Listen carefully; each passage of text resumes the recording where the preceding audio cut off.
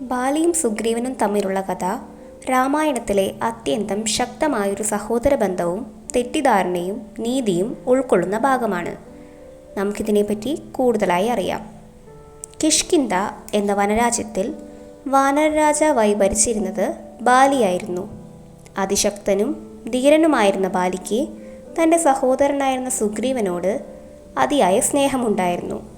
ഇരുവരും ഒരുമിച്ച് രാജ്യം ഭരിക്കുകയും പരസ്പര വിശ്വാസത്തോടെ ജീവിക്കുകയും ചെയ്തു.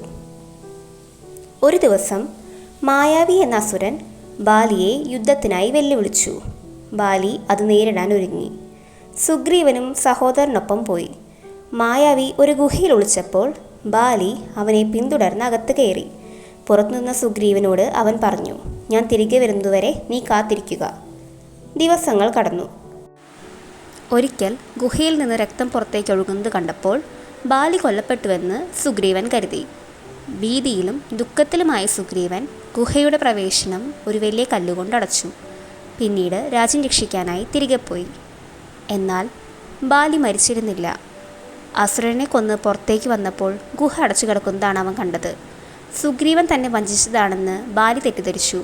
അതോടെ ബാലിയുടെ മനസ്സിൽ കോപവും സംശയവും നിറഞ്ഞു.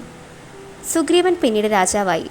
എന്നാൽ ബാലി തിരികെ എത്തിയപ്പോൾ അവൻ സുഗ്രീവനെ രാജ്യം പിടിച്ചെടുത്തവനായി കുറ്റപ്പെടുത്തി. സുഗ്രീവൻ എത്ര പറഞ്ഞാലും ബാലി വിശ്വസിച്ചില്ല. ഒടുവിൽ സുഗ്രീവനെ രാജ്യത്ത് നിന്ന് പുറത്താക്കുകയും അവൻ്റെ ഭാര്യയെ അപഹരിക്കുകയും ചെയ്തു. വനം കയറിയ സുഗ്രീവൻ ഭീതിയോടെ ജീവിച്ചു. അപ്പോൾ ശ്രീരാമനും ലക്ഷ്മണനും അവനെ കണ്ടുമുട്ടി. സുഗ്രീവൻ തൻ്റെ ദുഃഖകഥ പറഞ്ഞപ്പോൾ രാമൻ അവനെ സഹായിക്കാൻ തീരുമാനിച്ചു.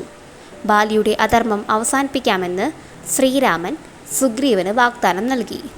അവസാനം രാമൻ ബാലിയെ വധിച്ചു. മരിക്കുന്നതിന് മുമ്പ് ബാലിക്ക് തൻ്റെ തെറ്റ് മനസ്സിലായി. സുഗ്രീവനോട് അവൻ ക്ഷമ ചോദിച്ചു.